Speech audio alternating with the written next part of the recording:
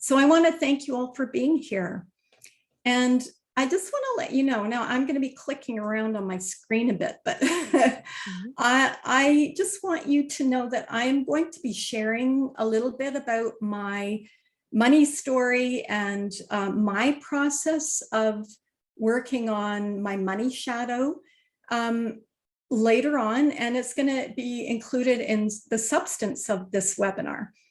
But I just wanted to let you know that I have been consciously and intentionally working on my money shadow and cultivating prosperity consciousness for well over 20 years now.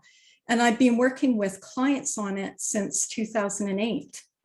Now, my intention tonight is to help you to get started on this process, or for those of you who have already done some work on this, to help you to deepen that process that you're going through so that you can shine and thrive in this new earth economy that Karen and I are talking about.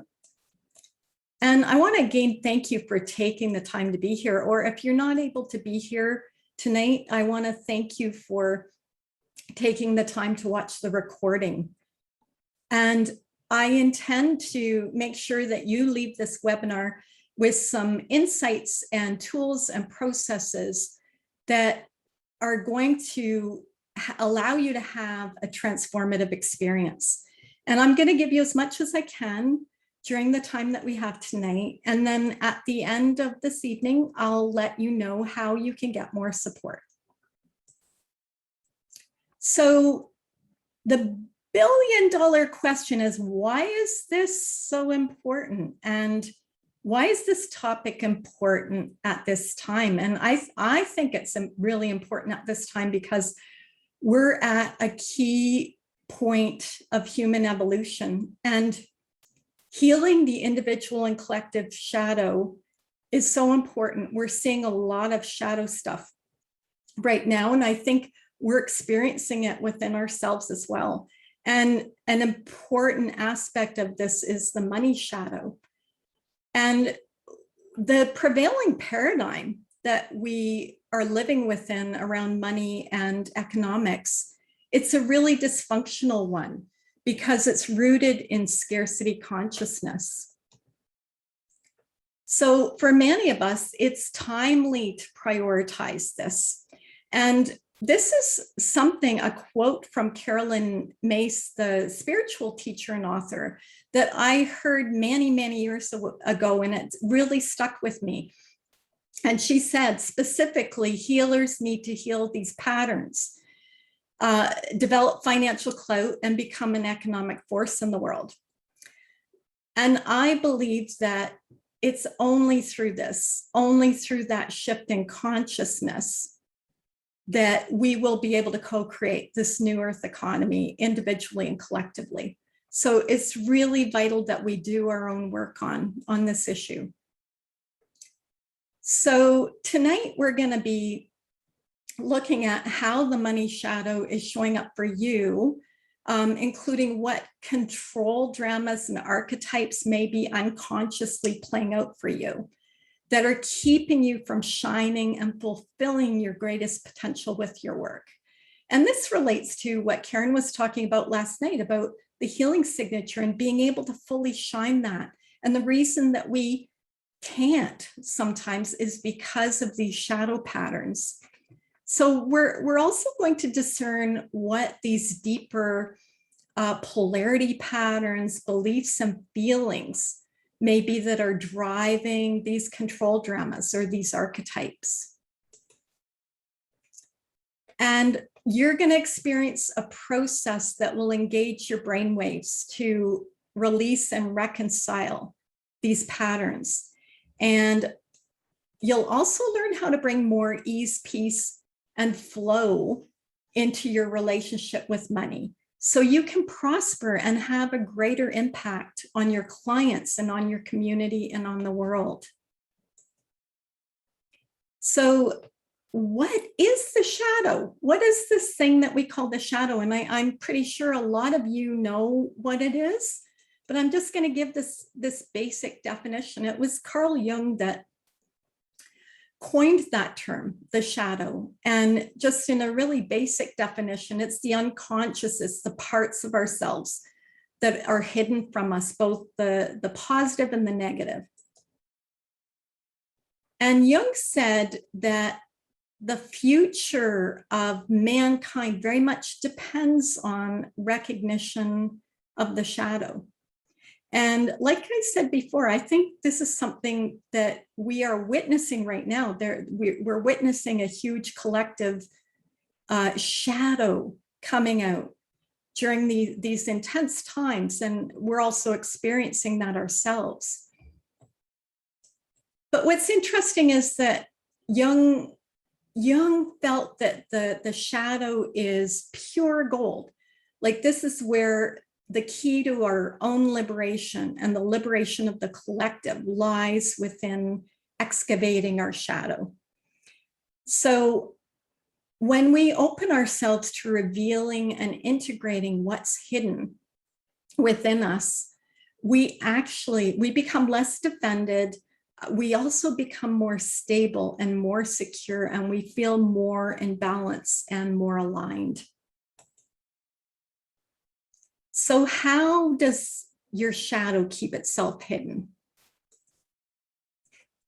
Well, it's primarily through the defense mechanism of projection.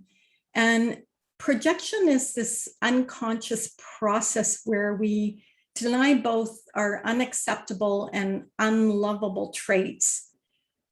And we also deny our strengths and our positive qualities. And this is what's known as the golden shadow. And we ascribe them or project them onto other people.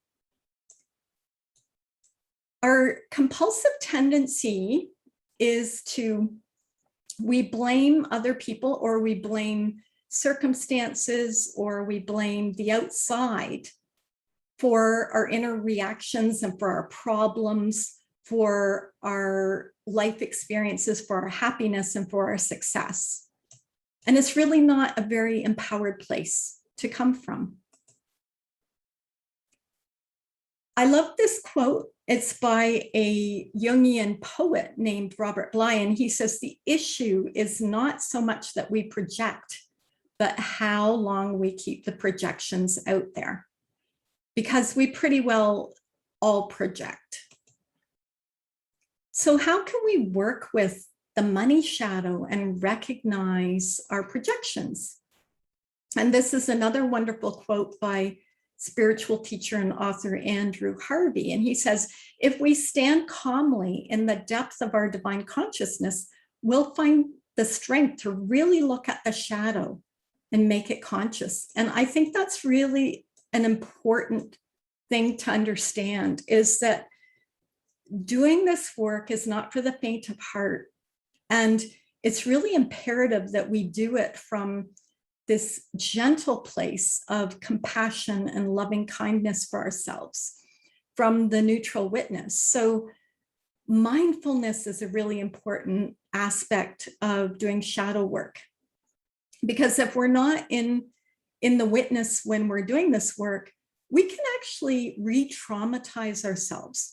And we do that in two ways. We can do it by disassociating from these parts of ourselves that are in our shadow, or overly identifying with them. So being in the witness really supports us in doing this work. And Karen talked last night about divine consciousness and how vital that is to channeling our healing signature. So it's the same thing. It's a part of this work, this process that we go through. And there are lots of great, there's lots of great work and processes out there that can help us to uncover and identify and reclaim our shadow projections.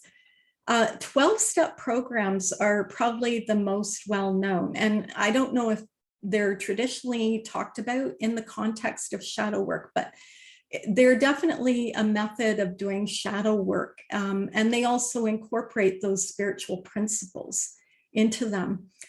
There's also Byron Katie's The Work, which I really love. It's so powerful for reclaiming projections. And there's the late Debbie Ford's Dark Side of the Light Chasers. And in that book, she has a number of different exercises and tools for excavating and integrating the shadow. And of course, there's Jungian therapy. There's also the late Colin Tipping's radical forgiveness work, which is very much about reclaiming our projections. I have a number of clients who use the Enneagram, and that's another fabulous process for doing shadow work. One of my favorites is a woman named Leslie Temple Thurston. She's a spiritual teacher. And unfortunately, she's not working anymore because she has this interesting thing going on with her memory. So she isn't able to work anymore, but she has these fabulous, I call them shadow work techniques, called the marriage of spirit techniques. And Leslie, you know, the premise around this is what she says, that everything outside of ourselves and in the world around us is a manifestation of our own unconscious selves. And so the first discipline to start developing, and it's really, really tricky, I can tell you that I've been working on this for over 20 years now, is acting as if the outside is you. It's very challenging to do that all the time. And the money shadow is particularly challenging with this because it's a very dense part of our shadow, and it impacts so many different parts of our lives, individually and collectively. But the important thing to remember is also that when we reclaim our own projections, we're affecting the collective. So the benefits go beyond our own individual experiences. So illuminating the money shadow, how do we illuminate the money shadow? Well, we do some really, really deep healing work in my group coaching program, the Money Shadow and Prosperity Consciousness Breakthrough Group. And we use some of the concepts I'm going to be sharing here tonight as our foundational concepts. And we also use some other really powerful tools, such as the shattering the illusion of scarcity with your inner child process. And that has really been a popular process with our last group. And by the way, I just want to let you know that the next group will be starting in October, and I'll let you know a bit later about more about that program at the end of tonight. But the first thing that we do in this program is we start by identifying how the money shadow is getting acted out in our lives and in our work through control dramas or archetypes. Just as human relationships can be constructed around control dramas and archetypes, so can our relationship with money. And money dramas often get played out in our human relationships. The concept of control dramas, it actually comes from James Redfield's book, The Celestine Prophecy, and some of you may have read that book. And control dramas are, the way he describes them, are they're unconscious ways that we try to control the energy or the behavior of other people when we're in conflict with them. And this can also apply to our relationship with money, because it can affect how we can try to control money, or we can let money control us, or we can control others through money, or allow others control us through money. So there's a big power dynamic involved in this. And archetypes are basically, they're psychic dispositions from which particular themes in life emerge. And we can see archetypes in novels and stories, in dramas that we watch on TV, or we can also witness them in our own lives. And it's a very Jungian concept. In the Celestine Prophecy, Redfield, he does have certain control drama types that he references, and he's got four. And the first one is the intimidator. There's also the interrogator, the aloof, and the poor me. Now, the ones that I prefer to work with are a simple four archetypes. Well, you might call the fourth one a fourth and fifth one, because there are actually two with that last archetype, but they're related. And they're the victim, the tyrant, the rebel, and the savior martyr. And these roles or archetypes can actually play off of each other as polarities. So what are polarities? Well, I think we all have a sense of what those are. And when I think of polarities, I actually get a visual of a pendulum, you know, that thing that's, or, you know, you might get a visual like in this slide of a magnet, you know, with two different poles. And so they're basically imbalances in consciousness characterized by this spinning or, you know, swinging between opposites, between what we might classify as negative and positive, or attraction and repulsion. And our conditioned tendency is to attach ourselves to one side of the polarity and to reject or to have an aversion to the other side. And it's this internal spinning between opposites that keeps us feeling unbalanced and unstable. And in this case, with money. So what archetypes are active for wellness practitioners in their relationship with money, and what roles do wellness practitioners play? Well, I'm going to just share a couple of the polarities here. There can be a number of different combinations. But before I do that, I just want to mention that three of the archetypal patterns are what we might classify as powerless archetypes. And those are the rebel, the victim, and the martyr. And then two of the archetypes are what we consider to be powerful archetypes. And those two are the tyrant and the savior. So in this example of the victim and the tyrant, the victim is the poor me. And the victim demonizes the tyrant. And the tyrant is the bad authority figure that abuses power.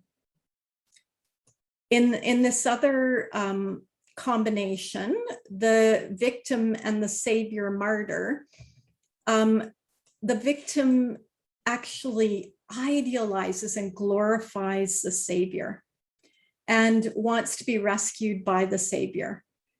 And the savior can actually turn into a victimized savior, which is a martyr who sacrifices his or her own needs for other people, you know, his or her own well-being and needs for the sake of other people, not in a healthy way, like in a really codependent kind of way.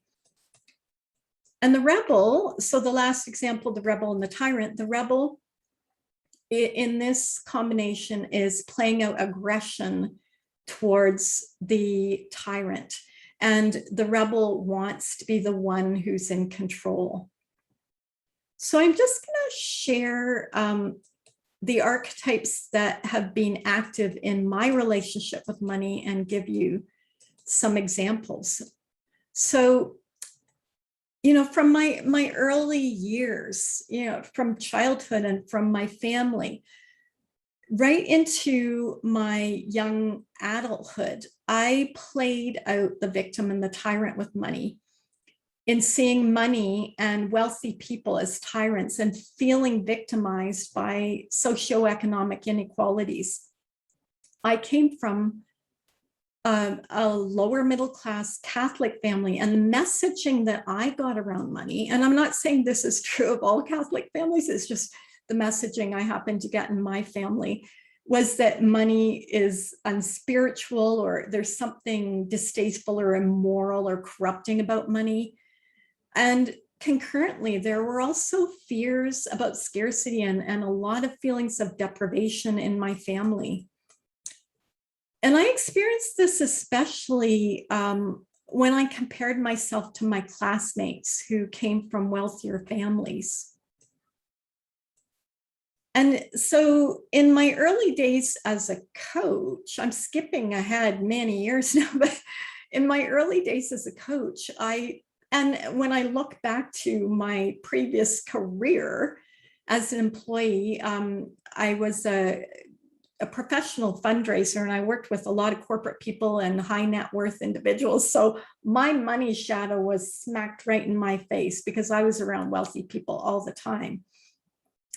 But in my early days as a coach, I played out victim and savior martyr, with me in the role of the savior and the martyr. I'd discount my rates, I'd over deliver, I'd over give to clients who I inadvertently put into a victim role.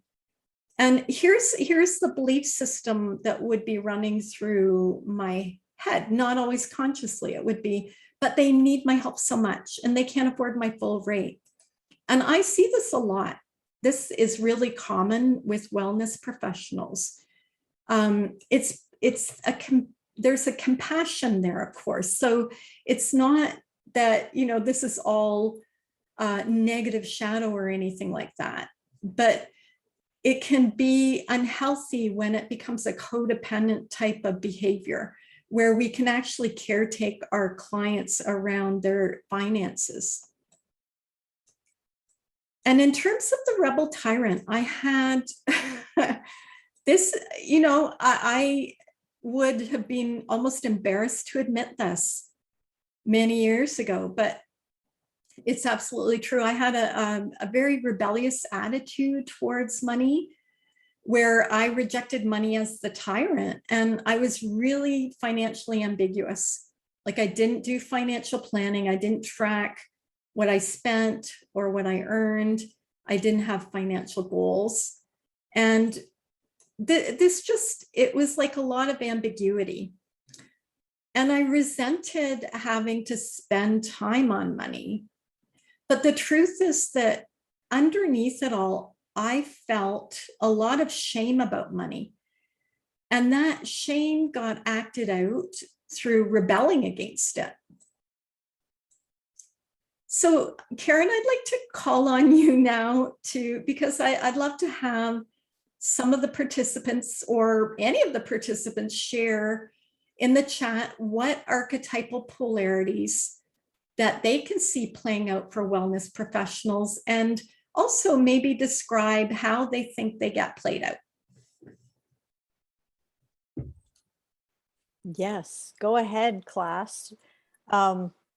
As you were talking, Mary, some of us were just resonating with that piece about how, especially helping professionals, wellness professionals, we do fall into these patterns that you were talking about. In fact, I was just talking with someone earlier today.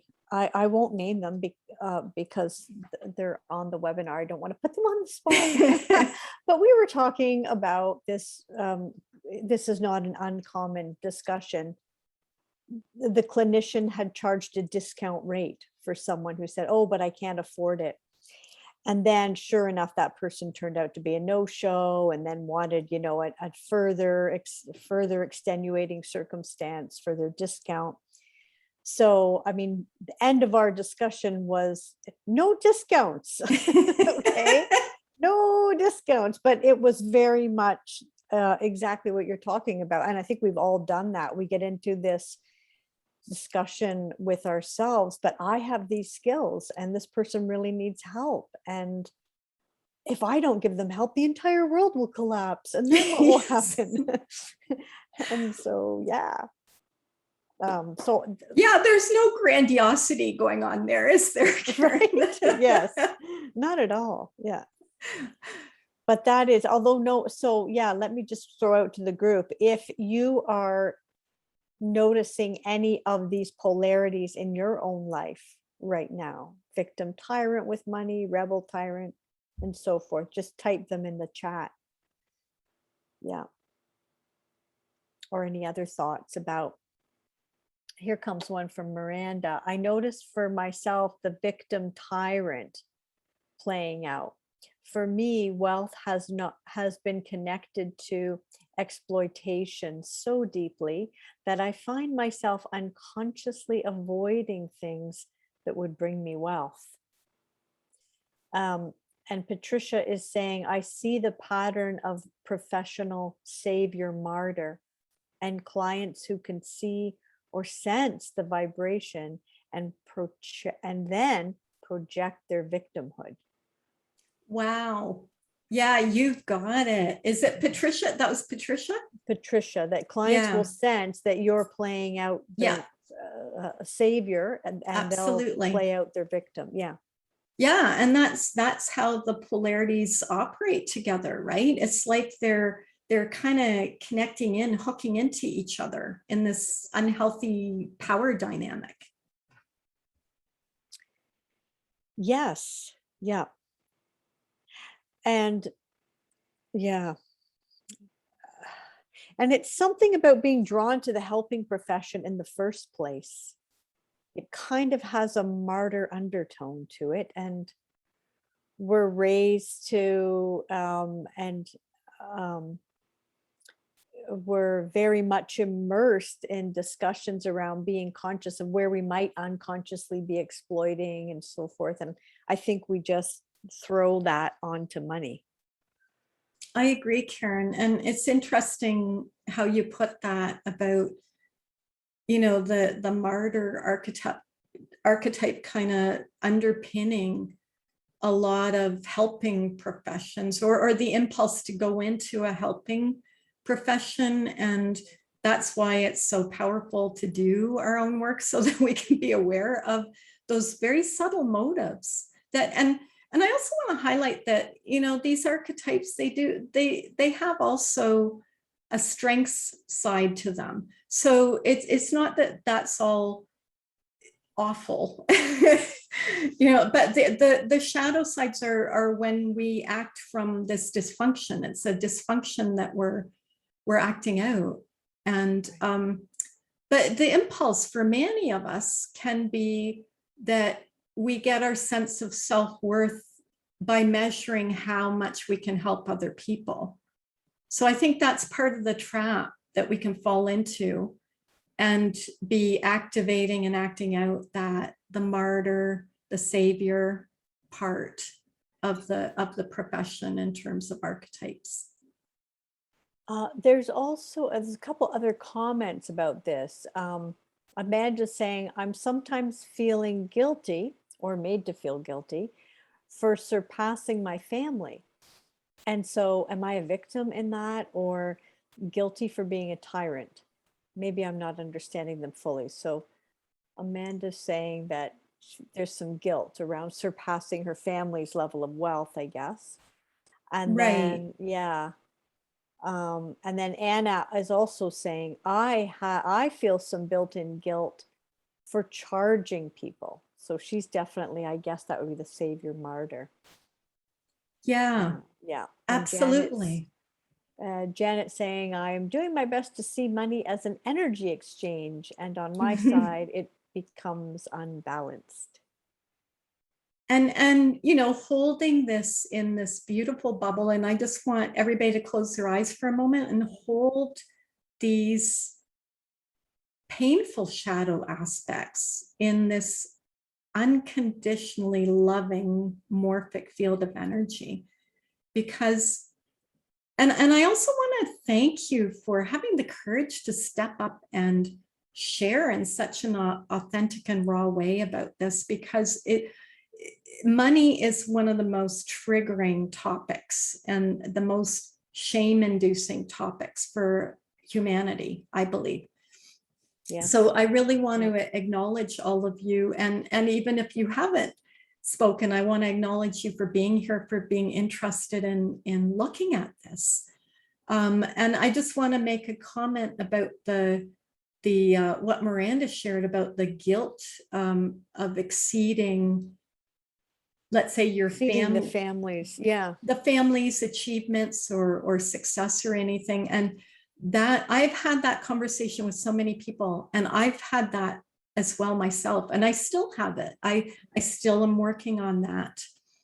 And it's a really interesting dynamic. And I can only speak for myself, but I'm a recovering codependent, and I've done a lot of work on codependency issues. And that's one of the ones that I've uncovered, that it's actually a codependent issue. It's a behavior that, because it's caretaking, it's like feeling uncomfortable, and it really is a projection that we're projecting onto our family members, that somehow that's going to, if we achieve supposedly more than they have, however that's defined, that, that means that they're going to lose self-esteem, or they're going to feel badly about themselves. And it's very easy to get into that trap. So I just want to acknowledge that, Miranda, and I want to acknowledge the other lovely ladies who shared too about the energy dynamic of it being just a flow of energy back and forth. But it's easy to, because of these subtle programs and messaging that we've received and we've kind of adopted unconsciously about money, it's easy for us to have those kinds of conflicted feelings about what we charge, about charging people money. So, yeah. Sean is saying, I find when a client tells me that she has a lot of money, I feel relief. And then if a client mentions being financially strapped, I immediately take it personally, like, right? And Sean saying, I don't do this in any other areas of the work I provide for clients. And then someone was also adding sometimes it helps to go back to the ancestral beliefs about money. Absolutely. Absolutely. And so, when we start with recognizing the archetypal patterns that are going on in our current experiences with money, that's how we start connecting the dots between that and going back to our family of origin and doing some of the work on the family of origin issues, and also looking at ancestral patterns. And for some of us, we may not have the stories or the history passed down from our ancestors to know what they were. For others, we do, which is great. But you can rest assured that if you're playing out a dynamic in your existing life, that it is definitely an ancestral pattern. And in Karen's terminology, and she talked about this yesterday, about the trauma, the ancestral traumas that we can bring forward. So these are trauma patterns for sure, in the way that we might currently define trauma. Yeah. Mary, there's one more issue that's being brought up, and I'm wondering if we should save it for the Q&A at the end, or bring it forward now, because it does bring up probably something that everyone can relate to, which is, what about if we feel anger or have negative feelings about living in a system where people have to pay for something that should be covered? What about the social justice piece? Would an archetype polarity, maybe that should be Q&A, it does come up, would an archetype polarity fit there? Well, I will address that now, just because I think, because we're on the topic of, it absolutely is. It is. And in the Money Shadow and Prosperity Consciousness Breakthrough Coaching Group that I facilitate, that topic has come up big time. And I want to just say, can you tell me who shared that, Karen? It's Miranda. Oh, it's Miranda. Miranda? Oh, yeah, Miranda. Miranda and Barry with Nala the cat. Miranda. Yeah, I mean, that's I shared in my last group that had always traditionally been an issue for me, because I very much have that filter of the world in terms of social justice issues. And I have a big rebel that comes up that feels anger about that. And I've done a lot of work on that.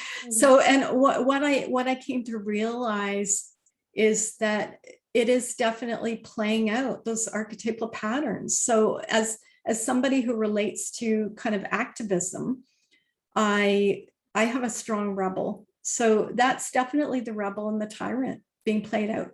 But it is a projection. It is absolutely a projection. And so it is powerful to work with that.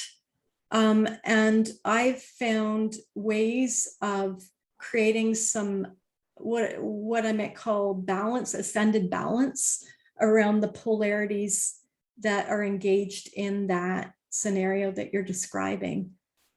And it also gets played out in this idea of profits over people, people over profits. And in the coaching group, we actually do a reflection on that. That's pretty powerful. So yeah, I just want to share that is definitely, it's still an archetypal pattern that's playing out and that we're projecting. Yeah, So great. yeah. Thank you. Any more, Karen, before we move on? No, that is all in the chat box. Yeah. Okay, so we're gonna move on to the next part, which is the archetypal roles that we play with money. They're actually kept in place by other underlying polarities. So this is where, it's sort of like we start here and then we go down to this next level. And the next level are some of these common underlying polarities. And this is from Leslie Temple Thurston, some of Leslie's ideas. And this is a short list. And what I've actually found is that there is a longer list, and we added some to our list in the coaching program because certain other patterns came up and revealed themselves as money polarity patterns as well. But these are the most common, I would say. And it's the polarity of success, failure, wealth, poverty, worthy, worthless, withholding, overextending, greed, self-denial, power, powerlessness, and gain and loss. And I've put an asterisk beside that one because that one is one of the major ones that gets played out with money for everyone, regardless of how much money you have or how much money you don't have. And so the aversions or the fears and the attachments or the desires that we have to each side of these polarities, they're what drives the core archetypal polarities with money, the victim, tyrant, rebel, savior, martyr. And I'm just going to give you a few examples of how these money polarities can play out. And so I'm going to invite you to close your eyes because I would love for us to get into this inner space of having a visual and just imagine that you have a big box in your mind, and this is the box in consciousness that we all have within us. And it's divided into 4 quadrants. And each aversion or fear and each desire or attachment takes up 1 quadrant of the box. So just imagine it's a box with a cross in the middle. And so we're going to look at the success and failure polarity. So the desire for success, imagine that's the top left quadrant. And I'm just going to give an example of how that can play out. So it can play out as pushing ourselves too hard and defining ourselves by our accomplishments or how much money we make. And now that's just one example. And there are many that can come up in that quadrant. And now imagine the upper right quadrant. And this is where the fear of success. So it's the opposite of the desire for success. So the fear of success, a way it may play out is through keeping ourselves in our comfort zones or keeping ourselves invisible or not taking risks so that we don't have to experience the experience, to experience the changes that come with success, which might feel scary to us. And now imagine the lower left quadrant. And this is where we're going to look at the desire for failure. So this can play out in a similar way, in keeping us small so we don't have to take the responsibilities that come with success. So we have this unconscious desire to fail. And then imagine the lower right quadrant, and this is the fear of failure. And this can also keep us from risking. So we don't have to be vulnerable and we don't have to risk feeling shame about failing. So keeping your eyes closed, I'm gonna just imagine you're refreshing the page and there's a new square formed with a cross in the middle. And we're going to be looking at withholding and overextending. So the upper left quadrant is the desire to withhold. So an example of where this can come from, it can come from underbeing, which is really denying our full potential and our gifts to the world. And again, this is a comfort zone and a fear of vulnerability thing. It can also come from feeling burnt out when we overgive. So we end up pulling back because we don't know how to give in balanced ways and have healthy boundaries. And now imagine the upper right quadrant, and this is the fear of withholding. So this can be a fear of the impacts of withholding our gifts from the world. And because this can undermine our self-worth and result in shame and despair and hiding. Another example of how it may play out is that we may be afraid that that if we withhold, that clients won't think that we're giving them enough of what they need.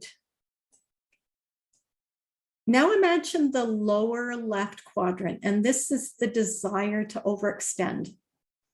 So this can be a very compulsive pattern for wellness professionals if we haven't worked on it and on having healthy boundaries. This is where overgiving and compassion fatigue and burnout come. You know, wanting to help clients so badly that maybe we take on too much responsibility for our clients' outcomes. And finally, the last quadrant, the lower right quadrant, this is fear of overextending. And we can also fear that we will overextend and that doing so will deplete us and cause imbalances in our lives. So there's that fear that can be activated in that corner. But you can, from these descriptions, you can get a sense of that pushing and pulling dynamic going on with these polarities within us. And they just keep us spinning back and forth between our fears and aversions or our attachments or desires. And it can be pretty darn exhausting. But a lot of this is going on at an unconscious level until we make it conscious and we clear the pattern. So I'm going to look at one of these, and sorry, you can open your eyes if you haven't already done so.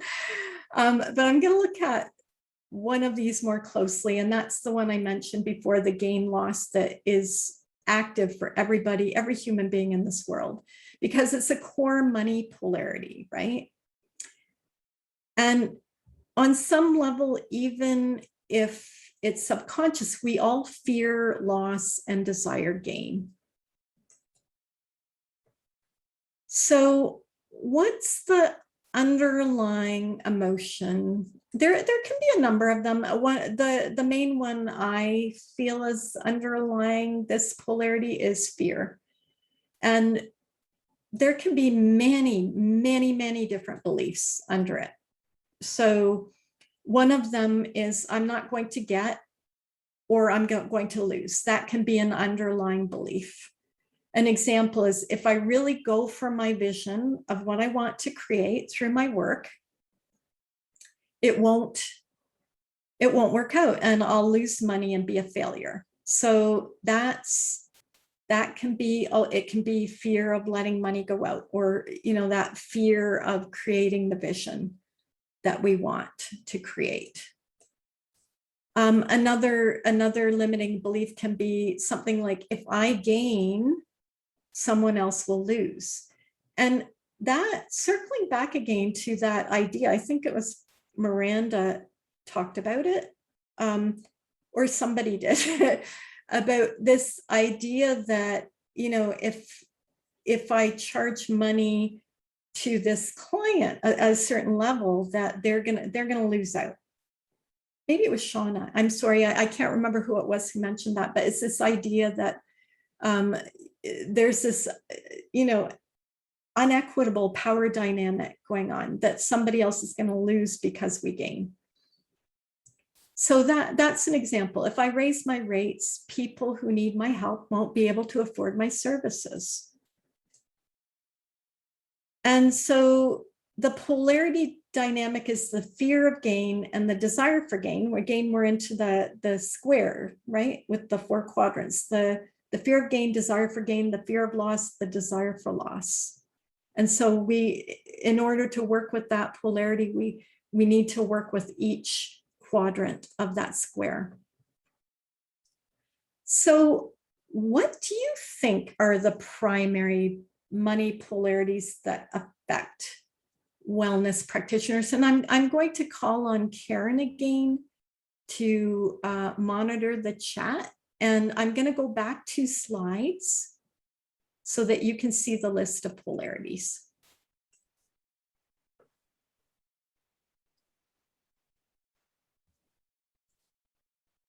So what are the polarities that you think most often affect wellness practitioners? Mm.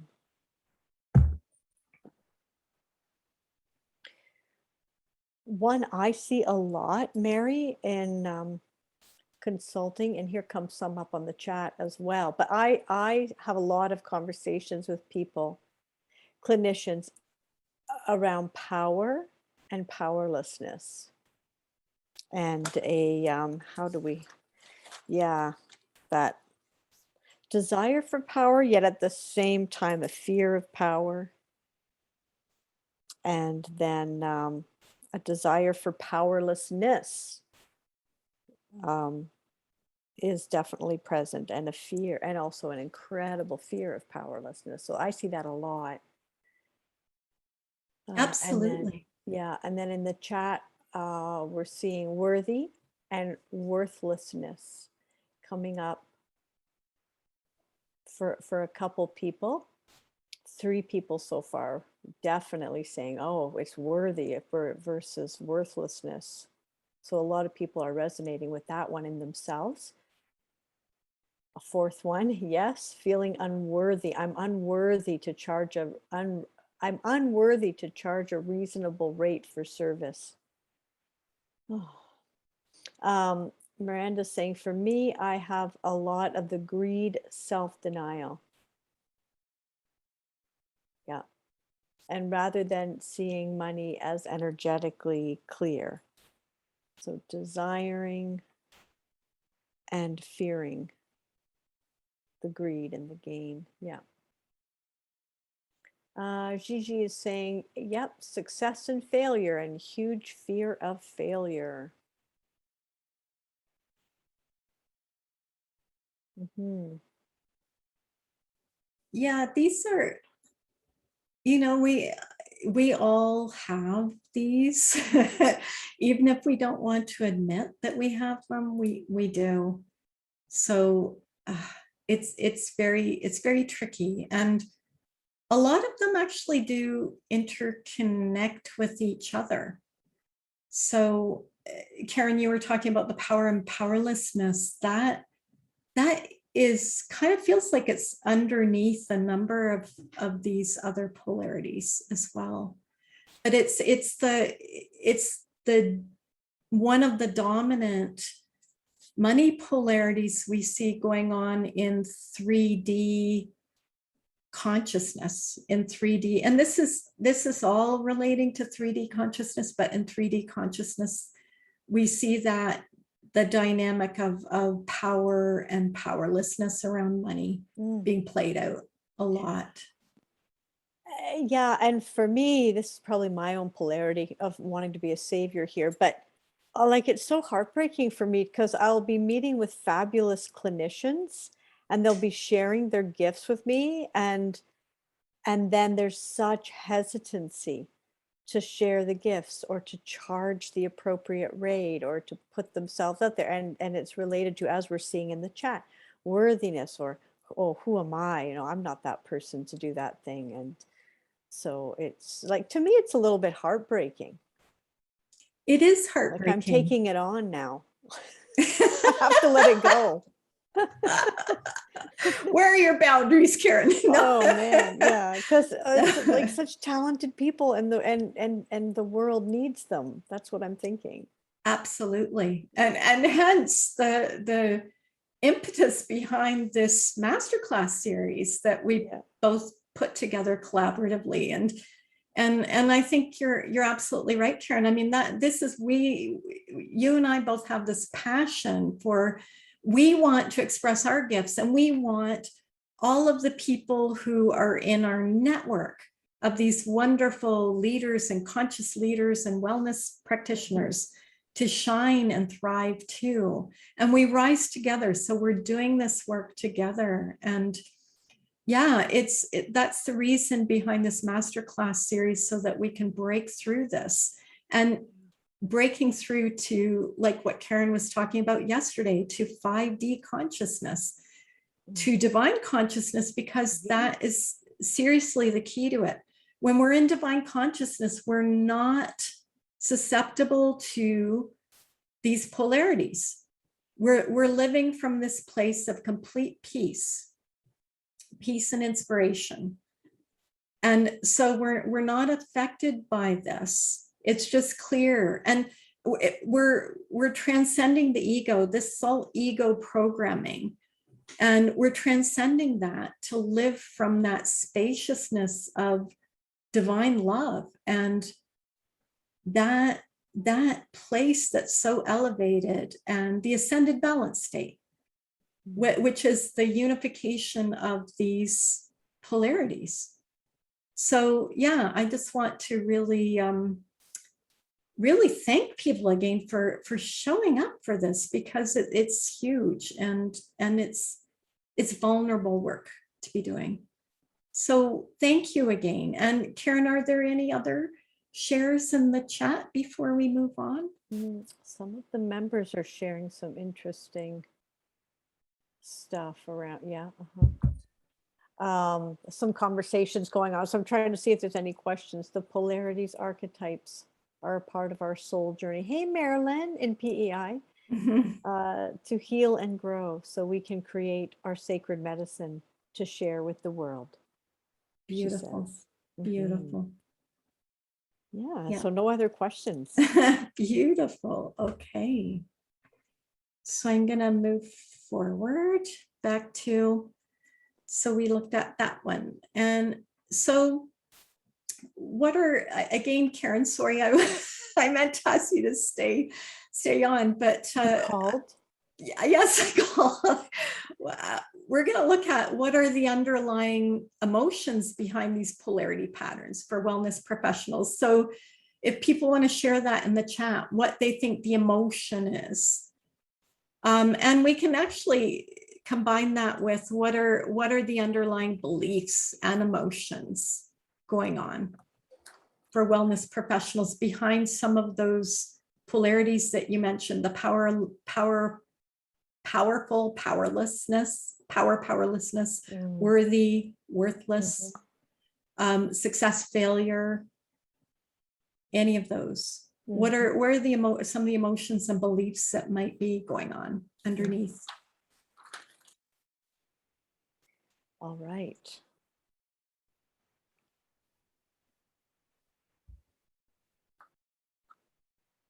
What I hear sometimes is, and it's around, I think it's around the worth and worthlessness, like that comment of, I'm not worthy enough to charge this increased rate or something like that. What I hear a lot of is, and I've experienced too, is this underlying belief that, oh, this client is right now offering money on the table, and if I don't accept that, then there won't be any other clients, there won't be any other opportunities. So there's that belief of whatever opportunity is right in front of me right now, which sometimes may have been brought about through unconscious projections, and it's a less than ideal opportunity. But sometimes there's a belief you just have to take the opportunity that's presented to you. And so, Karen, are you saying whether it's you're aligned with that opportunity or not, you have to take that opportunity? Yes, sometimes that comes up because it's from scarcity consciousness. Yeah. But it's the belief that if you don't take this opportunity, there won't be other ones down the road. So you better do that now and offer that discount or that less than ideal, take that less than ideal opportunity. That's very common. Very, Yeah. very common. Yeah, that one comes up. Let's ask the class. I think they're typing away. What other emotions or beliefs underneath these things, these polarities like power and powerlessness, worth and worthlessness? If I charge more and dream bigger, I will be exploiting others. That's a belief. That's a big one. If I put myself and my energy out there, I will fail. Another belief, if I charge what I'm worth, I will lose clients and lose income. Oh, that's related to what I was saying. I'll lose, like then the client base will draw up. Yeah. Another belief, it has to be perfect. Yeah, people are saying here. Yep. I'm sure there are many of us who are recovering perfectionists. So Yes. that's definitely something that will put a lid on your light for sure. Yeah. Yeah. And also circling back to that one about, if I charge more for my services, I'll be exploiting other people. Again, it's coming back to that fear dynamic around power, that somehow you're going to be tyrannical, that you're going to be the tyrant and victimize somebody. So yeah, we can see how all of these underlying polarities and beliefs and feelings feed the archetypal polarities too. Yeah.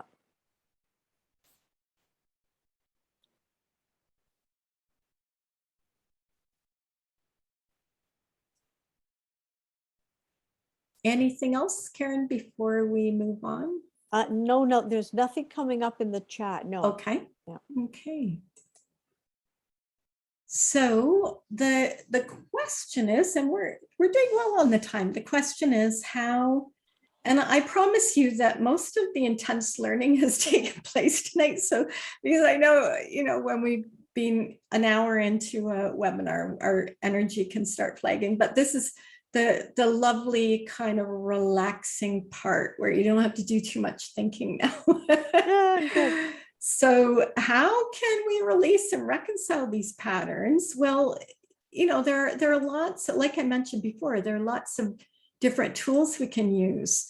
I happen to love using brainwave tools, and brainwave tools like guided visualization. And, Karen does hypnosis. It's a similar thing that it allows us to bypass our left brain, because the left brain is very engaged in keeping a lot of this programming going.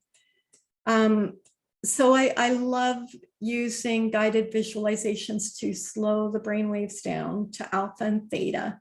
I do also two modalities that use the theta brainwave. One's called theta healing, the other's called the one command. But I also kind of channel my own stuff, my own guided visualizations and way of working with the brainwaves. So But what's valuable in doing this is that it helps the mind, all the different parts of the mind, to start working cooperatively together.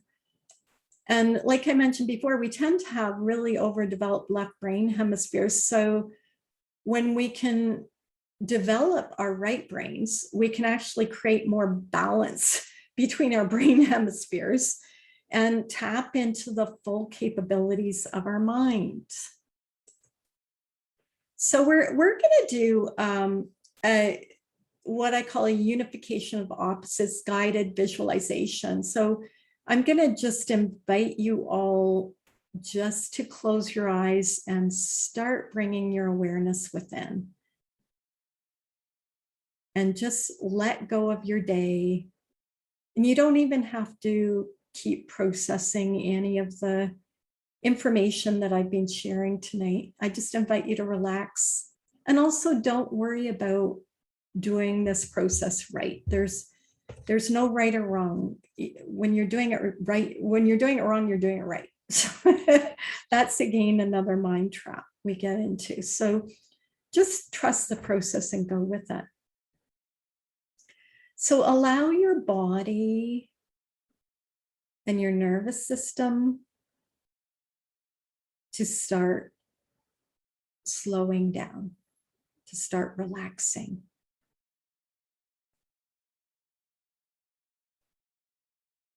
Start by slowing your breathing down. And breathe deeply, filling up your solar plexus and then your sternum area on the inhalation.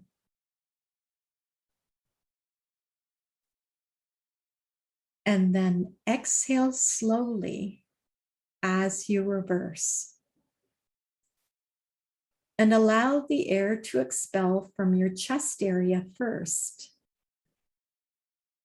And then completely from your solar plexus.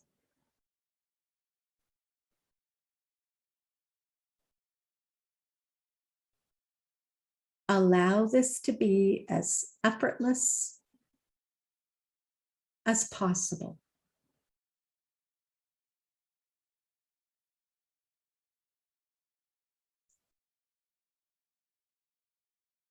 Just slow your breathing down and breathe deeply, allowing your brain waves to slow down.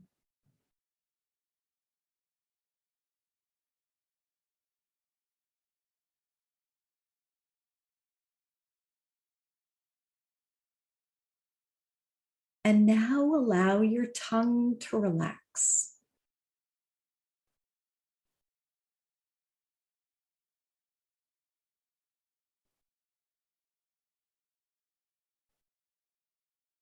Focus on relaxing the tongue.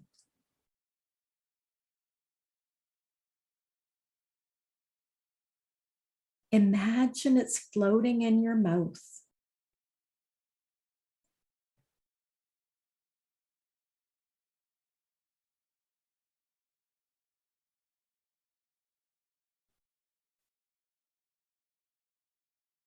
Allow your jaw to relax and drop. Even allowing your mouth to open ever so slightly.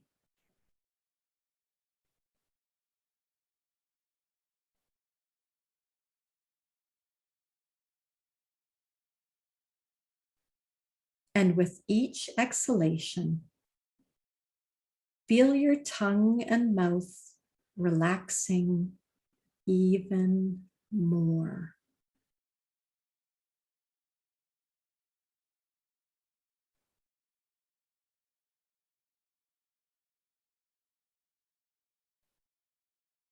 By just relaxing your tongue and breathing slowly, you can reduce your mind's activity. You can let go of thoughts and slow down your active beta brainwaves into slower alpha or theta waves.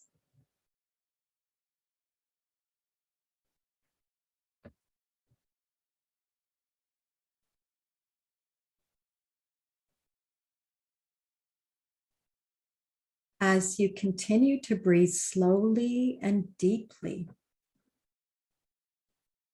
bring your awareness to your heart center and imagine you're standing in the center of your heart.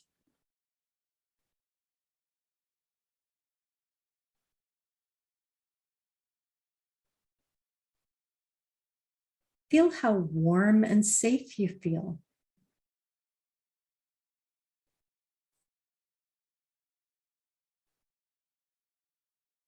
Continue to breathe deeply, feeling relaxed and safe, resting in the center of your heart.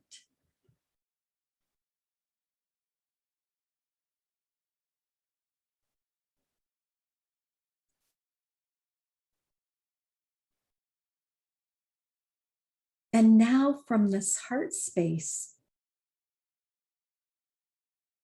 bring to mind the archetype polarity that's most active for you in your relationship with money. Is it victim tyrant? Victim savior martyr? Or rebel tyrant?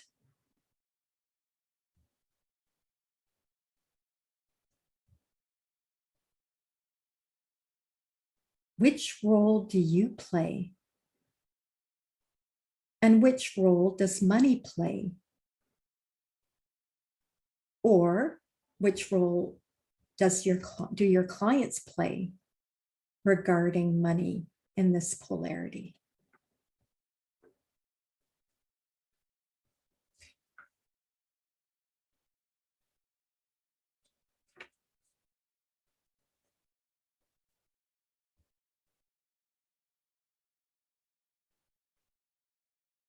Now imagine that you're offering up both sides of this polarity to your divine consciousness.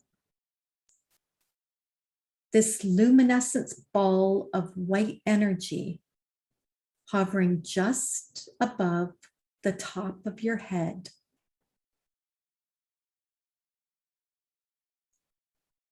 See you in your role and money in its role,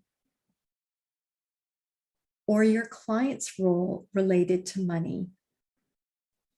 Release to the light of your divine consciousness, where they're unified and integrated, bringing you, money, or your clients into perfect balance and harmony with each other.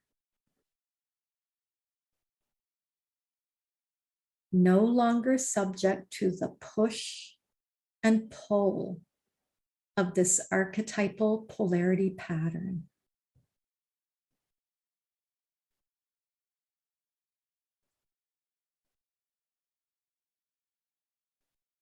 Now bring to mind the primary polarity underlying this archetypal pattern and some of the other polarity patterns associated with money, such as success, failure, wealth, poverty, worthy, worthless, withholding, overextending, greed, self-denial, power, powerlessness, or gain, loss.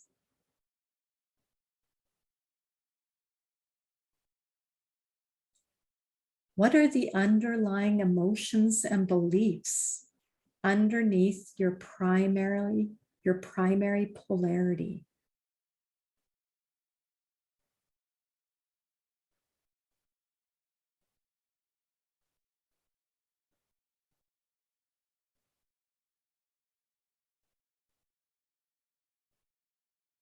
Imagine you're offering up these emotions and beliefs and the fears and desires associated with this primary polarity to your divine consciousness. See all of the money polarities, emotions and beliefs, and fears and desires released to the light of your divine consciousness, where they're unified and integrated, again bringing you and money into perfect balance and harmony with each other. No longer subject to the push and pull of these emotions and beliefs and fears and desires.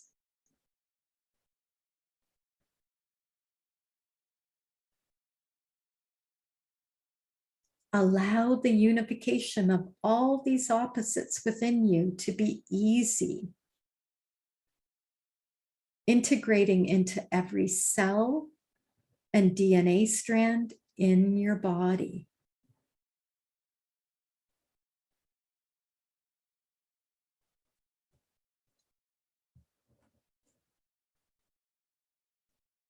Relax and trust the process. Feel a deep sense of peace about money filling your entire body.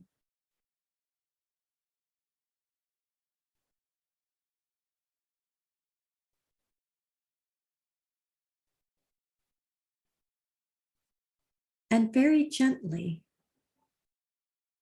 allow yourself to begin to find closure for this meditation, taking all the time you need to come to completion inside.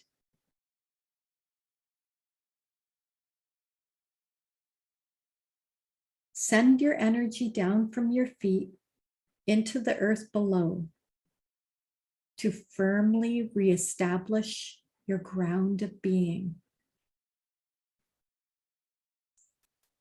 Adjust your energy and let your body stretch, flex, and move. And take all the time you need to come once again fully awake and alert into your body.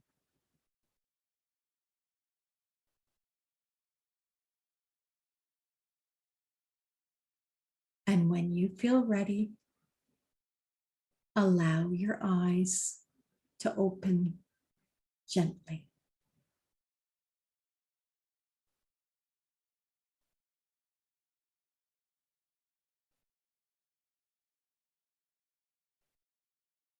And if you can just let me know when you're back. Maybe Karen, you could have a look at the chat and let me know if people are back. You dozing off there, Karen?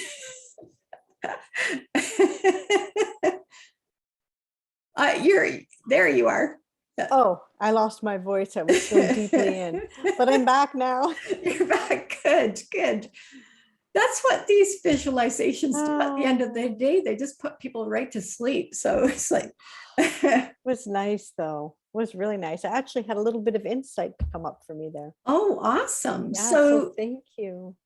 Yeah, you're welcome. Beautiful. So, if anybody wants to do a quick share, we're going to have Q&A shortly, but if anybody wants to do a quick share, any insights came up? People are saying they're back. Thank you. I had something that came up for me. I can't remember what I was focusing on because I was going into an orb, but I Cool. think I started looking at wealth and what's the opposite? What was the polarity? Wealth Well, and wealth and poverty? poverty. Yeah. I think I was looking at that one, but then it turned into ease and hardship, Oh, just for me. So that wow. felt good to do a little That bit of release there. that's cool, Karen. That's so Yeah. interesting. Yeah. Because yeah, I mean that's another one, another money polarity, ease and hardship for It sure. just kind of popped up as kind of an underneath thing for Yeah. me. Yeah. Yeah. I'm gonna have to add that one to my list if it's not on there already. I'm compiling an Yeah. ever lengthening list of My money gosh. And there's polarities. so much I can unpack. I mean, my ancestral lineage and everything else around the meaning of ease and the meaning of hardship and Right.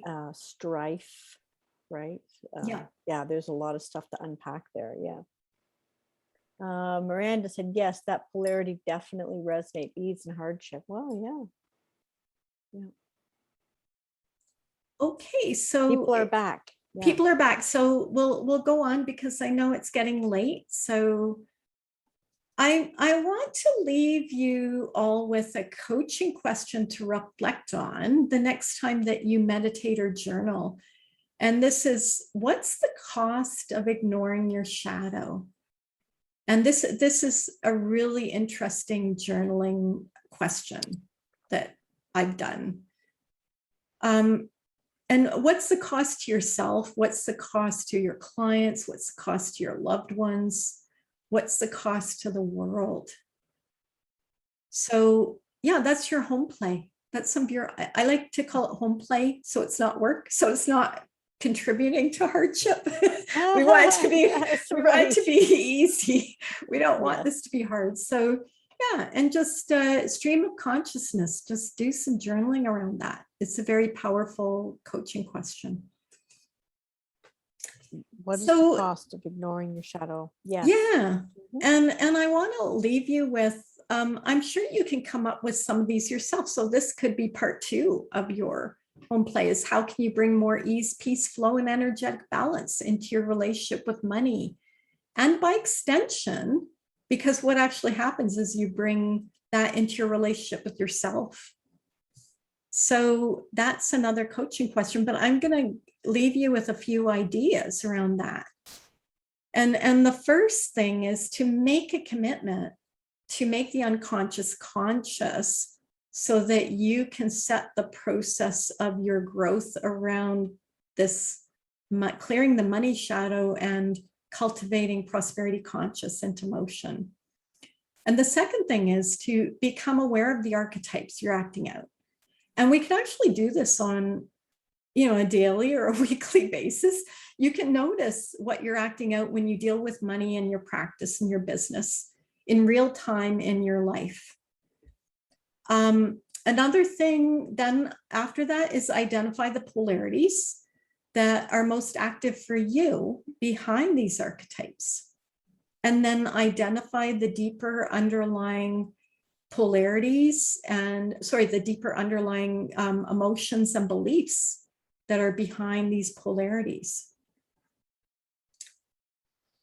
And you can also harness your brain waves. If that's something that appeals to you, if you, really love guided visualizations, or you do self-hypnotherapy, I think Karen was referencing that last night, somebody loved self-hypnosis. So anything like that, harness your brain waves to support you in reconciling these patterns within you. And also get help to assist you in finding your blind spots and processing these archetypal polarity patterns you have with money. So you can experience a healthier relationship and have more freedom and peace and flow.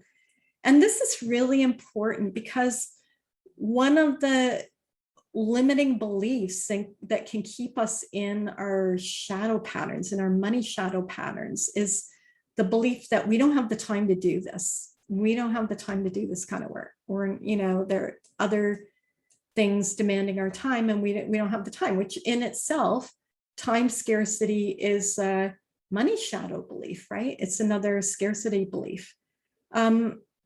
Or the other belief is that we can do it on our own.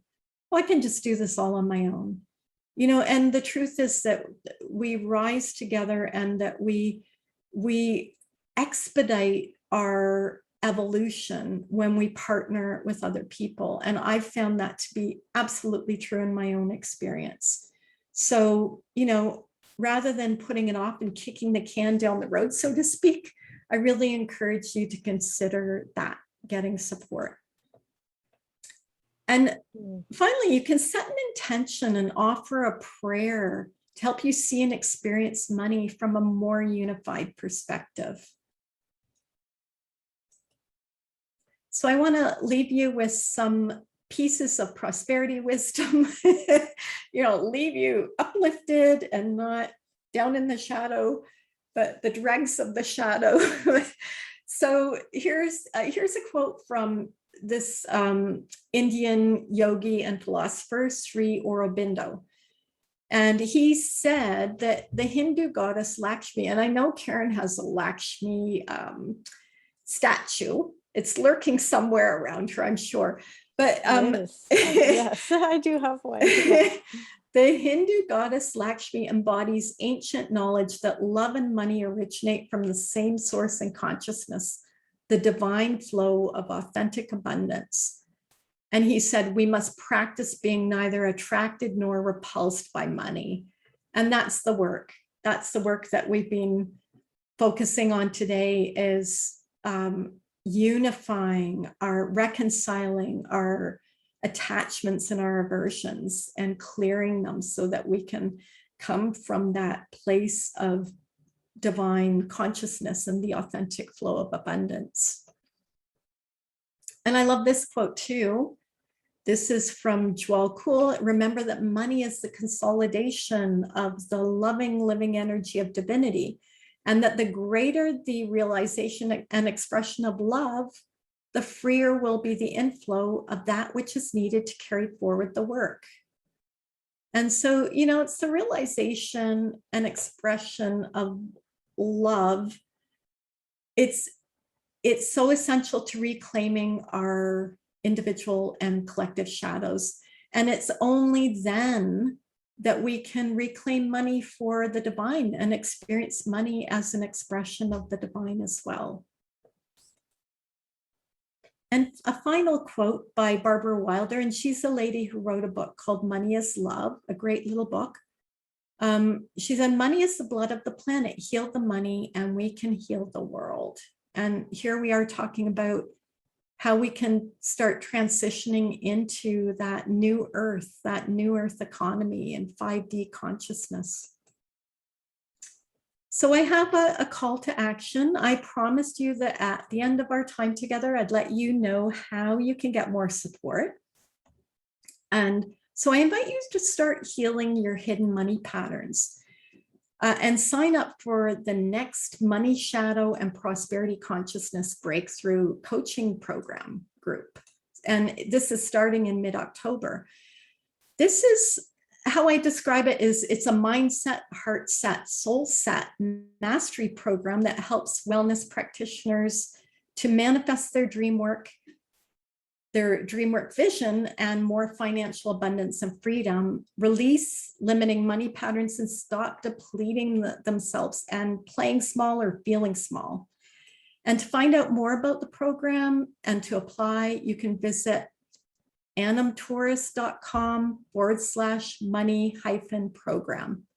And we'll be sending out a follow-up email with the recordings of last night's Karen's wonderful webinar and tonight's webinar. And we'll include the link to that page, that information page for you.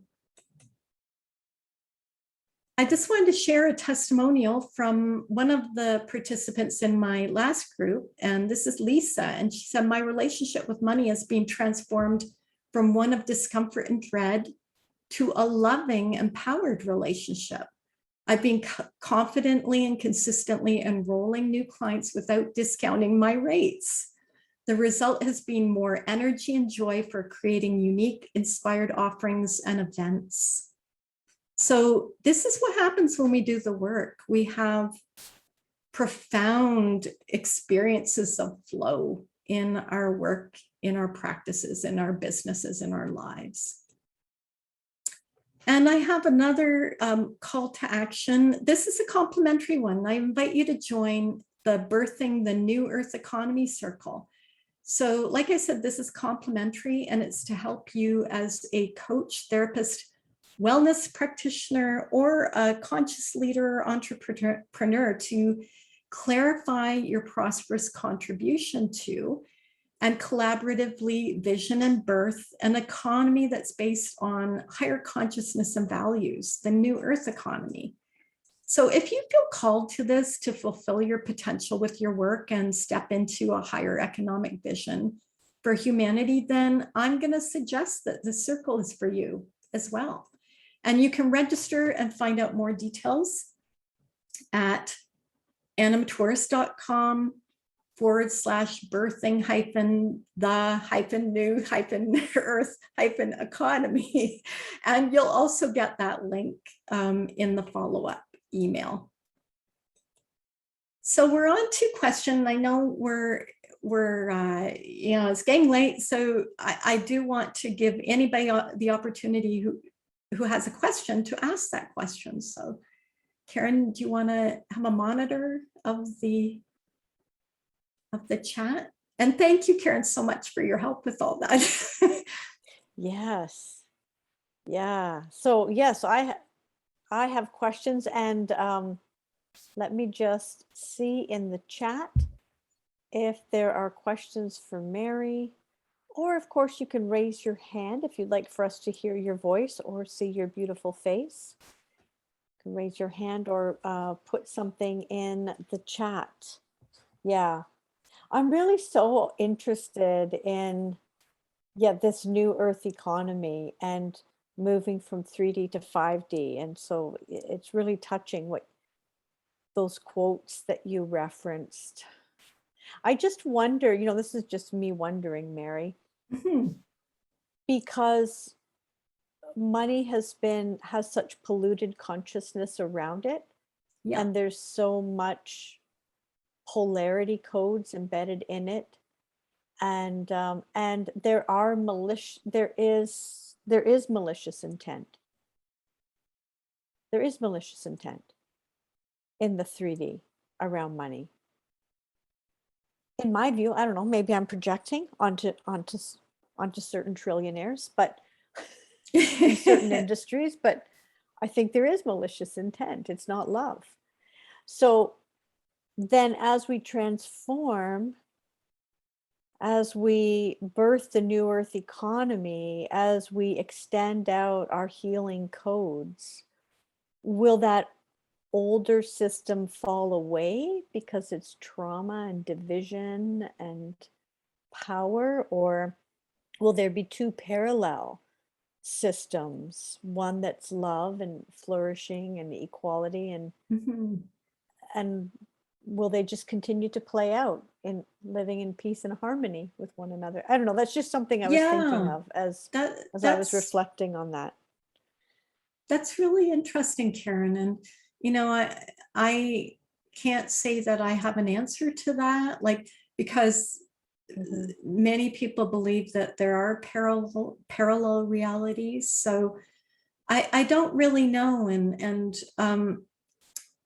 all I can say is that I know from my own experience in working with some of the teachings that I've worked with, is that the more I take my focus off of what I think is a malicious intent out there and put my focus on just excavating my own shadow, and don't worry about what's the malicious intent out there or try to fight against it, the more I feel that I transform, and the more I feel I have a positive influence. And so I don't have control over what I think might be going on in that reality, but I have control over what's going on in my reality, in my inner reality. And that's the only thing I can say. So it's possible that, there may be these parallel systems or realities living side by side. but I think we're all craving. I know so many people who are craving for this to be transformed, for this kind of transformation to happen. And I think there's a big, in the words of Abraham Hicks, there's been a lot of asking going on around that. And now we're Right. being invited to allow, or to, which is the alignment work that we're doing, which is to align with that Right. vortex Yeah. of that new way of being with money and being in the world. And so I think every little piece of work we do on ourselves, as we talked about earlier, it has an effect on the collective. So I believe we can Yes. shift Yes. into, Yes. I believe it's already here, actually. I think it's here. And it's more a matter of us tapping into it and aligning with it. I don't believe it's something in the future. I think it's already here. If that makes any Yes. sense. No, whatsoever. it makes sense. It makes sense. It makes sense in my heart and from a quantum perspective. And as I reflect on even my question, it's like the victim tyrant, because I'm waiting, like, wait till those bad guys go away and then we'll have this great system. Yes. Right. So, Yeah. and then what, am I powerless? So, even the question is, I just love what you're saying, because we have, where is the focus of control, power, empowerment, and then the purity of money. Yeah, It didn't absolutely. ask to be, it didn't ask for the polluted consciousness around it. Yeah. No, money's innocent. And I do believe money is sourced in the divine. And that's why we need to reclaim it for the divine. So I've felt that in my heart for years. So I feel that. Yeah. Yeah, I feel that too. Gigi is saying, I think for me, it is to expand the light and the light mission, screaming and singing from all of my pores and vibrations. She's very poetic, Gigi. Oh, I I love want to that. concentrate on that and have abundance to give abundantly. And yeah, so that's 5D. I love that. You can feel the That frequency of that. totally is. And Yeah. and that poetry is so high Yes, vibration. that's high Beautiful. vibe, Gigi. That's Beautiful, 5D. Gigi. Yeah, that's beautiful. Yeah. Yeah. Oh, I love that. I'm so excited to, I'm going to, it's Tuesday night is the Birthing the New Earth Economy. That's right. That's it's kicking off this Tuesday night. I forgot to mention that. But you'll get the link to register, and you'll automatically get the Zoom link for the meeting on Tuesday night. And it's just going to be it's an hour, and it's going to be a lovely, very high vibration experience. And we're going to do this monthly. So, wonderful.